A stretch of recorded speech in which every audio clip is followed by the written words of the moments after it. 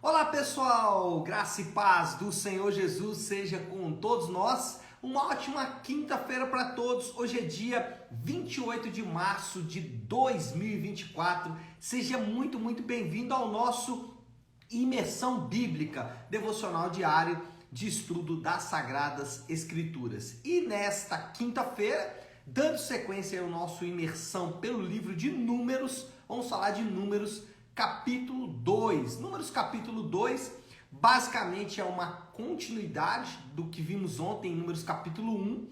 Na primeira parte foi o recenseamento e a organização militar, contagem ali de quantos homens capazes para a guerra eles tinham.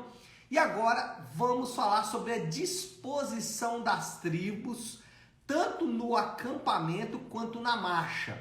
Então é sobre isso que a gente vai tratar hoje. Eu quero ler o texto aqui que dá base para o nosso devocional, que é Números capítulo 2, versículo 1 e 2. E eu tenho certeza que você vai se surpreender hoje com a aplicação desse texto. Mas vamos lá, Números capítulo 2, versículo 1 e 2 diz assim: O Senhor disse a Moisés e a Arão: os israelitas acamparão ao redor da tenda do encontro, a certa distância, cada homem junto à sua bandeira com os emblemas da sua família. Então, a partir daí, Deus então começa a discorrer em como as tribos deveriam acampar e como as tribos deveriam se posicionar também em marcha. E qual é essa disposição? Qual é a disposição das tribos, então, no acampamento e na marcha?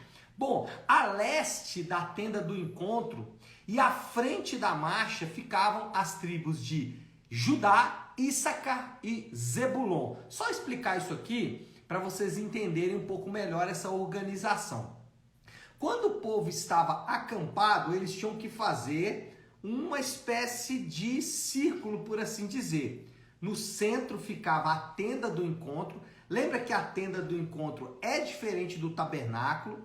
A tenda do encontro é basicamente um local onde Moisés, ele tinha ali, por assim dizer, as suas audiências com Deus, Então era um local onde a presença de Deus repousava e onde Moisés tinha ali os seus momentos com Deus, e aí toda a nação de Israel também. É óbvio que Moisés, ele não era um indivíduo pessoal ali, Ele estava representando a nação, mas o ponto é, a tenda do encontro ficava no meio e ao redor ficavam as tribos. Como que essas tribos se posicionavam? Quando estavam acampados, a leste ficava Judá, Issacar e Zebulon. Aonde está escrito isso? Versículo 3 até o versículo 9. Depois, ao sul da tenda do encontro, ao sul, é isso mesmo? Isso mesmo. Ao sul da tenda do encontro e a seguir na marcha, ou seja, ao sul e na segunda fileira ali ficavam Ruben, Simeão e Gade. Então, está falando aí no versículo 10 até o versículo 16. E aí nós temos aqui o grande detalhe, que é no centro do acampamento e entre as fileiras da marcha ficavam os levitas e o tabernáculo desmontado. Está aí versículo 17 vai falar sobre isso. Lembrando que o tabernáculo ele era todo desmontável e nesse período de marcha do Sinai até a entrada na Terra Prometida, o tabernáculo ficaria completamente desmontado e entre as fileiras caminhariam ali os levitas e eles levariam então o tabernáculo totalmente desmontado. Quando eles acampassem, se ainda não tivesse entrado na terra, o tabernáculo continuaria desmontado, só a tenda do encontro seria montada e Israel acamparia, como eu disse, ao redor da tenda. Então, no centro do acampamento e entre as fileiras ficavam os levitas. No caso do acampamento, os levitas ficavam também no centro, tá? Só para lembrar aí como cada tribo ficaria no 3-3-3-3, no centro os levitas ficariam.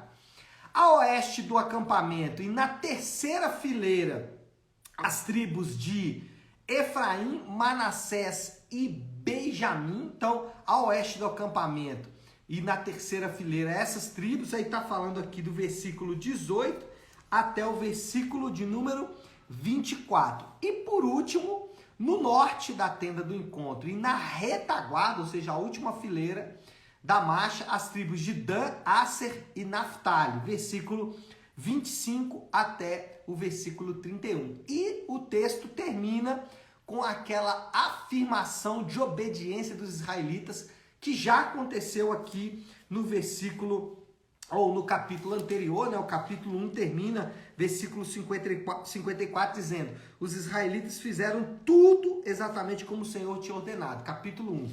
Agora, capítulo 2, como que termina? Versículo de número 34. Assim os israelitas fizeram tudo o que o Senhor tinha ordenado a Moisés. Então, até aqui, obediência plena, obediência master aí a tudo aquilo que o Senhor havia falado, e isso é uma grande bênção. Então, o que nós temos aqui no capítulo 2? Só para relembrar, a disposição das tribos enquanto Israel estivesse acampado e enquanto Israel estivesse em marcha. Enquanto Israel estivesse acampado, a tenda do encontro seria o centro do acampamento e ao redor todas as 12 tribos. Lembrando aqui que tem uma pegadinha aí que é importante. Se são 12 tribos ao redor, mas são 12 filhos de Israel ou de Jacó, e os levitas? Então seria uma 13ª tribo? Não, é que a tribo de José não aparece, porque a tribo de José é ramificada em 2 tribos, Benjamim e Manassés. Benjamim e Manassés não eram filhos, por assim dizer, legítimos de Jacó, mas foram meio que adotados por Jacó. E aí José, em vez de ter uma tribo só, José tem então 2 tribos, que é as tribos de Benjamim e Manassés. E aí fecha a conta, né? Na verdade, são de fato 13 tribos, porque uma delas é dividida em 2, que é Benjamim e Manassés, representando José. Alguns referentes sobre esse texto. Irmãos, como que a gente aplica esse texto, né? A ideia aqui parece realmente a leitura de uma planilha, né? As organizações ali muito bem feitas. Mas como a gente aplica esse texto, pessoal? Bom, primeiro, a gente precisa tomar, e eu falo sempre isso, a gente tem que sempre se lembrar, porque às vezes a gente lê alguma coisa aqui no Antigo Testamento e a gente sai aplicando indiscriminadamente no Novo Testamento ou na nossa realidade. Então é muito comum, já vi várias vezes, pessoas buscando ali referentes que o Novo Testamento não faz. Por exemplo, pessoas vão dizer que, só dar um exemplo, tá? O candelabro que tem 3 hastes de um lado, 3 hastes do outro e uma haste central, esse candelabro significa o Espírito Santo. Por quê? O Espírito Santo ele tem os seus 9 ramos de fruto, 9 características do fruto e 9 dons espirituais, baseado em Gálatas e baseado em 1 Coríntios capítulo 12. Só que a Bíblia não faz esse referente. O Novo Testamento não tem qualquer menção desse tipo de coisa. E o pior, não são 9 frutos do Espírito, são muito mais. E não são apenas 9 dons do Espírito, são muito mais. Então, esse tipo de referente, esse tipo de aplicação indiscriminada não deve ser feita. Nós não podemos simplesmente aplicar o Antigo Testamento como se ele fosse uma sequência natural, e não é. Ou como se pudesse indiscriminadamente fazer ali os seus referentes. Então, cuidado para não fazer referentes que o Novo Testamento não faz. Segundo, e aí é o grande ensino do texto. Qual é o grande ensino do texto? É a realidade. O que nós temos como grande ensino aqui? É a realidade do povo de Deus ao redor de Yahvé.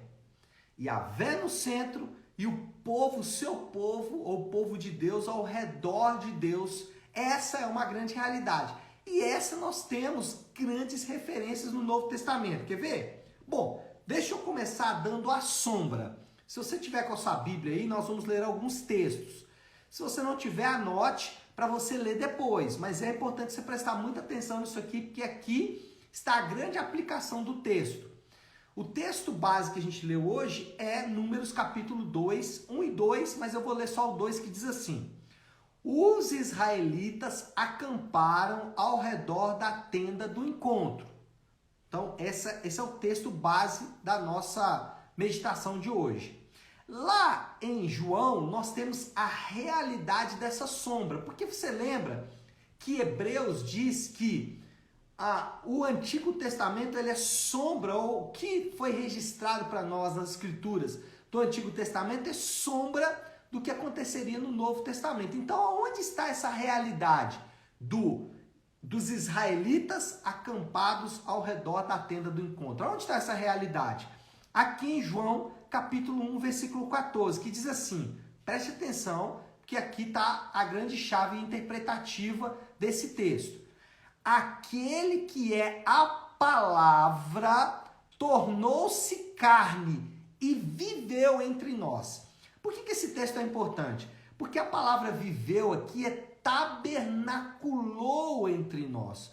Ou seja, a ideia aqui de João é dizer que aquele que era o verbo, aquele que era a palavra, aquele que é o Deus encarnado, está vivendo entre nós. Então essa é a realidade. Agora tem uma promessa futura ainda, que está lá em Apocalipse capítulo 21, versículo 3, que diz assim, ouvi uma alta voz que vinha do trono e dizia, eis que o tabernáculo de Deus está com os homens, com os quais ele viverá. Então você tem a sombra no Antigo Testamento. Qual sombra é essa? Deus no centro e o povo ao redor. Você tem a realidade em Jesus, Jesus no centro e o seu povo ao redor. E você tem uma promessa futura em que essa realidade será de fato, será física, onde Deus habitará exatamente ao redor do seu povo. E aí, essa é a aplicação correta desse texto. Pastor, mas como nós vivemos essa realidade hoje? Eu quero saber uma aplicação disso para a minha realidade hoje. Bom, temos aplicações acerca disso para a nossa realidade hoje. Como vivemos isso? Bom, Cristo, ele habita no meio do seu povo hoje. E como Cristo habita no meio do seu povo hoje, irmãos? De que maneira Cristo está literalmente acampado ao redor do seu povo hoje? Cristo está vivendo em meio ao seu povo hoje por meio da palavra vivificada pelo Espírito Santo. O que eu quero dizer com isso? É que Cristo está habitando no nosso meio hoje através das Escrituras reveladas pelo Espírito Santo. Porque esse é um ponto importante. E aí presta atenção que aqui existe uma possibilidade de haver confusão. Se alguém ler a Bíblia simplesmente, ele está lendo a palavra de Deus? Está lendo a palavra de Deus. A Bíblia é a palavra de Deus, ponto final. Tá? Então, se alguém lê a Bíblia, está lendo a palavra de Deus? Tá. Mas ele precisa do Espírito Santo para revelar essa palavra para ele. Existe uma relação de codependência. Por isso que você vai ver várias vezes os autores do Novo Testamento dizendo que o Espírito Santo vai nos guiar a toda a verdade. Você vai ver no Novo Testamento falando que o Espírito Santo nos ajuda em nossas fraquezas.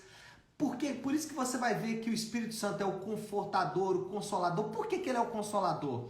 Porque ele pega a palavra de Deus e ele vivifica essa palavra no nosso interior.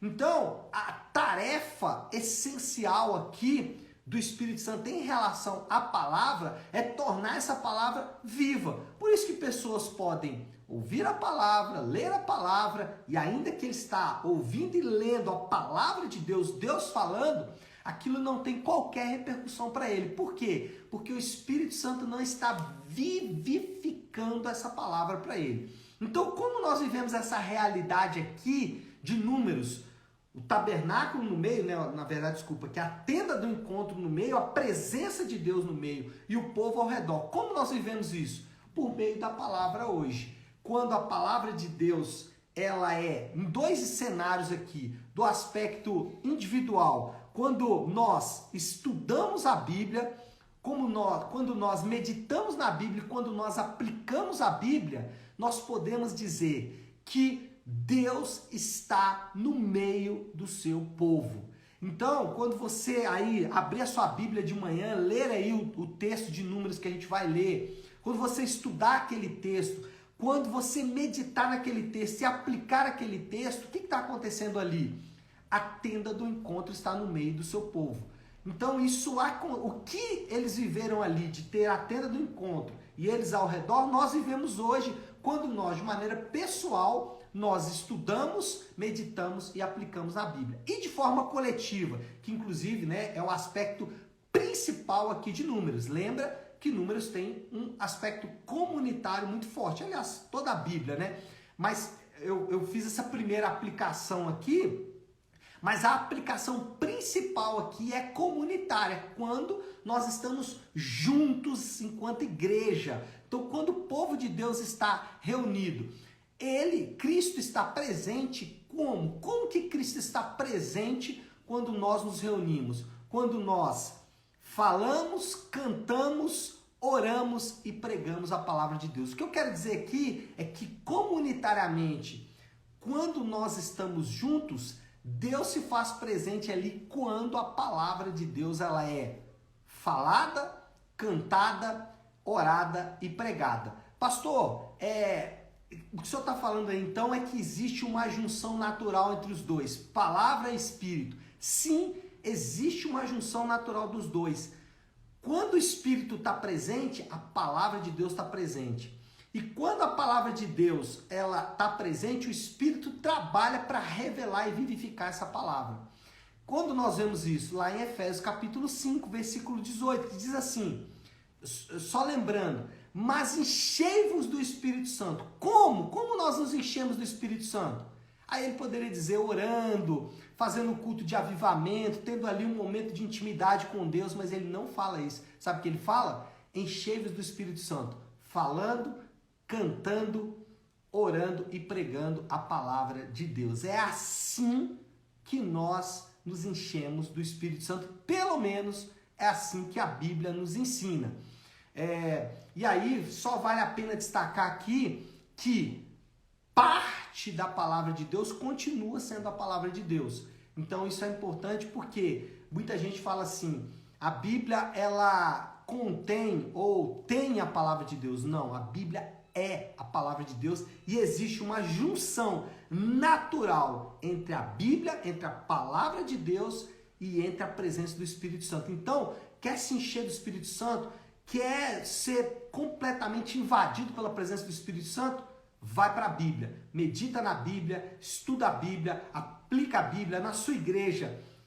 Quando a Bíblia for falada, quando ela for cantada, quando ela for orada, quando ela for pregada, nesse momento o Espírito Santo está presente, é a tenda do encontro, é exatamente a tenda do encontro no meio do povo quando isso acontece. Bom, eu preciso caminhar para o fim aí, porque o tempo urge, né?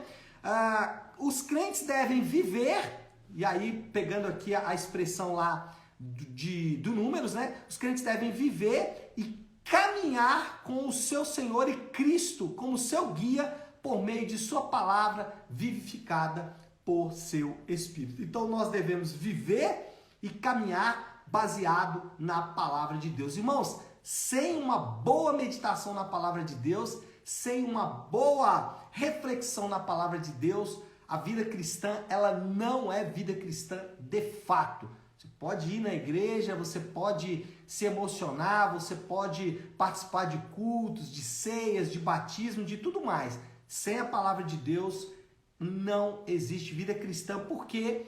Porque é a maneira como Cristo está no meio do seu povo hoje. E aí eu pergunto, nossa aplicação final aqui, né? Qual o nosso nível real de envolvimento com a presença de Deus? A Bíblia.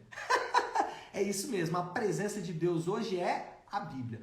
Qual é o nosso nível real de envolvimento com a presença de Deus? Será que é um nível bem fraquinho? Então, a presença de Deus é fraca, irmão. Se o seu nível de envolvimento com a palavra de Deus é somente no domingo, é somente, sei lá, em momentos esporádicos da sua vida, se você não medita de fato na palavra de Deus, pode ter certeza que a presença de Deus ela está distante. A presença de Deus é real quando a palavra de Deus está ali presente, ok?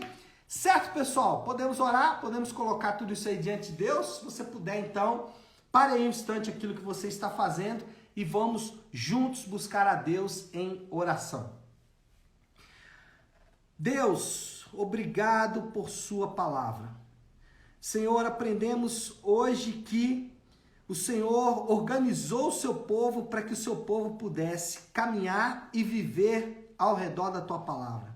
Essa, Senhor Deus, é a nossa realidade hoje e essa é a nossa promessa futura.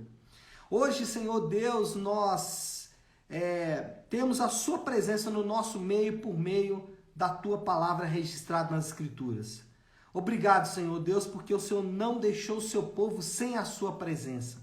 Obrigado porque podemos, a qualquer momento do nosso dia, a qualquer momento da nossa vida, chegarmos à sua presença por meio da palavra. Obrigado por isso, Pai, e nos ajuda a meditarmos sempre, nos ajuda a sempre estarmos próximos da tua palavra, Pai. Nosso coração pecaminoso, nosso coração carnal, ele quer se afastar disso. E por isso precisamos do Senhor nos ajude para viver essa realidade. Assim oramos, em nome de Jesus. Amém. Amém, pessoal? Bom, nós vamos ficando por aqui. Lembrando só que amanhã nós não temos o nosso devocional por causa do feriado. Amanhã é sexta-feira da Paixão. Então amanhã não temos o nosso devocional. Nós retornamos na segunda-feira e aí não mais aqui no Instagram, mas lá no YouTube. Então segunda-feira, 1º de abril, pelo YouTube da Nave, não é o YouTube pessoal do Pastor Léo. Eu tenho o YouTube, eu tenho um canal, mas não é no meu canal. É no canal da Nave Sua Igreja. Então é só você entrar no YouTube, procurar lá a Nave Sua Igreja. Inclusive, se você não é inscrito, já se inscreva, né? E lá vai estar ao vivo 7h30 da manhã, tá bom? Então eu te espero segunda-feira lá no YouTube, tá bom? Deus abençoe. Ótimo final de semana para toda. Ótima quinta-feira para todos. Final de semana abençoado. Fiquem com Deus.